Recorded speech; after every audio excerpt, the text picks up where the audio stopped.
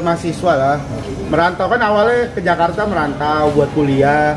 Terus alhamdulillah ikut stand up, nyebur terus rezekinya di sini akhirnya ya sekarang seperti inilah alhamdulillah lah gitu. Awal-awal masuk stand up tuh 2013 lah, kayak 2013 deh. Tapi awal-awal belajar maksudnya masuk komunitas 2013 tapi mulai coba stand up tuh 2011, cuman belum ngerti teorinya dulu. Gitu awal-awal. Bisa ikut menjadi stand up sendiri susah nggak sih jatuh bangunnya sendiri? Jadi stand up komedian susah lah karena awal-awal tuh kan kita harus berdiri sendiri gitu. Terus saya nggak pernah ngalamin ini, terus nulis materi ternyata harus original gitu yang emang dari keresahan pribadi. Nah itu tuh awal-awal susah. Ditawarin untuk masuk komunitas saja kalau mau belajar stand up gitu. Awalnya. Bang, lo bikin naskah itu bisa berapa materi? Materi. Bisa lumayan nih, kayak ntar kan nih gue mau stand up fest nih di bulan bulan Agustus. Dari sekarang tuh udah nulis, udah nyiapin. Teman-teman yang lain juga udah gitu. Jadi emang kita tuh kalau misalkan mau stand up padahal cuma 10-15 menit ya, tapi itu dari sekarang tuh udah mulai nulis, udah mulai nyiapin gitu. Kan acara juga insya Allah bakal rame banget, udah 2.500 tiket itu yang laku, makanya deg-degan banget ini. Dari sekarang udah nulis, udah mulai latihan gitu. Bang, pada saat abang bikin stand up nggak ada yang ketawa, itu pada tahun berapa dan di mana nih, Bang? Kapan ya? Saya kayaknya nggak pernah, lagi. Alhamdulillah, kayaknya nggak tahu ya. Pernah kayak 2016 deh, pernah waktu itu acara corporate gitulah. Jadi salah nyiapin materi sebenarnya. Kirain acara anak muda, ternyata acaranya orang-orang ya bisa dibilang orang lebih tua lah gitu. Jadi kayak bapak-bapak gitu, ibu-ibu korporasi gitu. Makanya pas stand up kurang banget nih rasanya. Menyikapi itu gimana sih, Bang? 5 menit kayak 2 hari kayak panjang banget 5 menit tuh kalau nggak ada yang ketawa tuh. Ya sikapinnya waktu itu ya minta maaf lah sama panitia, apalagi sih yang bisa kita lakukan. Kalau di panggungnya ya paling kita coba switch materi, kayak coba materi ini deh gitu. Jadi misalnya materi pertama nih nggak works nih, coba materi berikutnya, materi yang lain. Misalnya awalnya mau temanya tentang mahasiswa, mahasiswa nggak kena nih, coba bahas mengenai kehidupan di kampung gitu. Misalnya nggak kena lagi, coba lagi gitu. Jadi biasa begitu. Tapi biasanya tuh nyoba terus ada yang berhasil. Biasanya kayak mahasiswa nggak berhasil, terus kayak bahas background deh, bahas tentang saya dari Bima gitu. Nah itu biasanya udah works, ya udah bahasan berarti sekitar situ. Sama stand up dibayar berapa sih, Bang, yang didapat pertama kali? Pertama tuh dibayar pakai tiket nonton acara sendiri. Jadi saya waktu itu diundang, jadi openernya Ernest sama Kemal di Trisakti, diundang stand up. Terus dibayar, bayarannya apa nih? Nanti kita kasih tiket nonton acara itu. Jadi saya habis perform, terus dikasih tiket. Nah tiket itu buat nonton komik berikutnya lagi. Gitu. Itu dapat waktu itu 5 tiket. Satu tiket 50.000. Lumayan lah hitungannya 250 ya. Tapi ternyata acaranya juga tidak rame-rame banget. Jadi sepertinya tidak laku tiketnya waktu itu.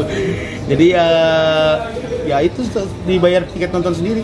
Oke, Rigen, sempat kena mental nggak sih ketika apa yang lu sajikan tidak menarik ketawa orang banyak? Pastilah. Yang gue cerita tadi tuh yang tahun 2016 itu kan berdua tuh sama David Nurbianto, stand up, nggak lucu kan. Terus habis itu balik ke meja, balik ke backstage, terus panitia nyamperin ke si David karena David perform setelah itu. Oke. David perform, jadi dia ngomong ke panitia, si panitia ngomong ke si David, di samping David ada saya kan.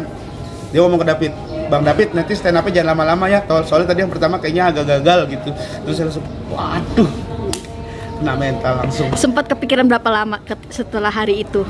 Lu? Kepikiran lumayan lah itu, sekitar nggak lama-lama banget sih. Jadi kalau kita itu ada rules-nya namanya 10 o'clock, jadi setiap jam 10 itu kita mencoba untuk melupakan semuanya. Kalau misalnya kita pecah ya kita coba untuk misalnya kita tampil keren gitu, euforianya itu kita cuma boleh sampai jam 10. Kalaupun kita nggak lucu, kesedihannya itu cuma sampai jam 10. Itu teori yang diajarkan sama Mosidik, teori yang kita belajar lah gitu. Jadi saya mencoba hal itu gitu, jadi kayak jam 10 berlarut dalam kesedihan gitu, tapi setelah itu ayo coba perbaiki apa sih yang salah kemarin. Tapi jatuh bangun sendiri menjadi stand up comedian apa sih, Bang, yang udah dialami sama kayak pasang surutnya kan pasti ada gimana sih? Oh, kalau jatuh bangunnya waktu awal-awal habis juara itulah tuh, sempet kan nggak terlalu terkenal tuh, drop tuh. Terus ditambah lagi yang juara 2 teman seangkatan saya yang juara 2 waktu itu dia main sinetron gitu, terus banyak kerjaannya lah gitu. Jadi saya di kosan kadang nontonin dia mulu gitu, kayak wah sakit banget ya ini kayak gitu. Saya yang juara tapi saya malahan nggak ada kerjaan gitu. Nah itu kayaknya masa titik terendah dalam karir stand up lah gitu, karena ngerasa udah juara, ngerasa udah aman gitu. Apalagi kan orang tua ngerasa, oh udah juara nih, masuk TV nih, kayaknya mah duit udah aman gitu. Makanya ternyata duit tidak sebanyak itu, jadi saya harus bekerja mencarinya lagi itu. Dan sempat kepikiran pengen jadi tukang ojek online waktu itu, sempat lah gitu. Bang, itu kan tadi mungkin karya, mungkin hal titik terendah lu ya. Iya. Mungkin kalau dari sepanjang karir lu, karya yang paling bisa dibilang tergila nih yang pernah gue bikin, ada nggak sih Bang dari perjalanan karir? Ada perjalanan ya, yang paling menurut gue ngerasa wah keren banget nih. Itu adalah waktu gue bikin Not Bad namanya, karena itu titik balik gue tuh. Titik balik gue dari tahun 2018-17 nih kayaknya. Titik balik gue dari gue yang drop, yang orang-orang banyak yang underestimate lah, Regen juara yang gagal segala macam. Terus gue mencoba untuk belajar, gue perbaikin. Gue bikin show tour namanya Not Bad. Dan menurut gue itu adalah materi terbaik gue. Itu adalah 1 jam terbaik dalam hidup gue. Itu materinya tuh semuanya gue ngerasa itu nggak ada yang pecah. Sampai waktu itu gue orang tuh kayak wah tampil habis Regen tuh pusing gitu kayak dulu. Tapi kalau sekarang mah udah biasa aja karena saya juga udah jarang stand up. Artinya itu yang paling berkesan Paling berkesan itu.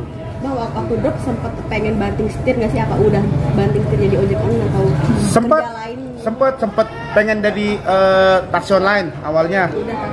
Belum, tapi mobilnya karena kecil. Karena dulu tuh ternyata repot banget. Dulu makanya banyak karena ojek online atau taksi online tuh yang kayak joki gitu. Jadi kayak dia beli akun gitu. Nah waktu itu sempat kayak ditawarin begitu tuh, sempat kepikiran. Udah ngobrol sama teman. Cuman akhirnya ya mencoba, udahlah coba dulu deh. Waktu itu alhamdulillah ada kerjaan siaran di radio. Ada aja lah rezekinya waktu itu.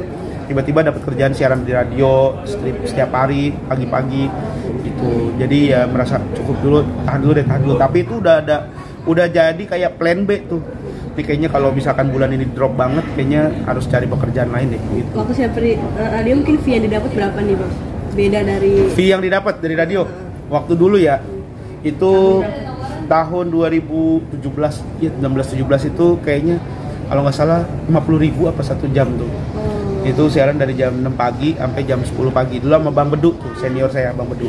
Sempet kayak ngalamin nggak bisa makan atau nggak bisa gimana gitu nggak sih? Enggak, saya kalau makan masih bisa sebenarnya mah, karena depan itu ada kantin yang saya bisa bayar, saya bisa ngutang gitu. Di kosan saya ada Teteh. Terima kasih Teteh kalau nonton ya. Dulu saya sama beliau tuh sering ngutang lah. Dulu pokoknya kalau sama dia tuh setiap akhir bulan tuh lauknya kadang cuma tempe orek sama telur doang. Tapi kalau awal bulan habis pada bayar tuh baru ada ayam. Gitu dulu. Itu taunya kalau misalnya anak-anak bayar utang. Sampai akhirnya suka diundang beberapa stasiun TV. Ya sekarang titik balik kan sekarang udah bisa apa sih pencapaiannya Bang dari sekarang? Pencapaiannya sekarang apa ya? Udah bisa ganti pelek mobil sekarang. Alhamdulillah kemarin udah bisa ganti pelek mobil. Terus apa ya pencapaiannya ya? Ya yang sekarang sih kayak ya udah alhamdulillah anak istri udah punya tempat untuk mereka tidur, itu sih udah lebih dari cukup lah. Tempat mereka beristirahat itu udah lebih dari cukup. Mungkin pelajaran yang lo ambil dari perjalanan karir dan hidup lo? Pelajaran yang gue ambil tuh cuma satu sih, bukan cuma satu, tapi yang selalu gue pegang itu adalah ikhlas. Jadi gue mencoba untuk menjalani semuanya itu dengan ikhlas. Jadi gue nggak pernah kayak merasa, mungkin bagi orang ngecengin gue segala macam, terus gue bilang tadi gue titik terendah, tapi gue tuh selalu menjalani itu tuh saat itu selalu dengan ikhlas gitu. Jadi gue selalu nyiapin plannya, ya gue mencoba untuk ikhlas walaupun keadaannya sulit, keadaan seperti apa, tapi ikhlas, menghibur ikhlas, nggak pernah kayak kok gue ini ya gitu, tapi ya ikhlas aja. Jadi gue selalu belajar itu sih. Terima kasih. Sama-sama, terima kasih.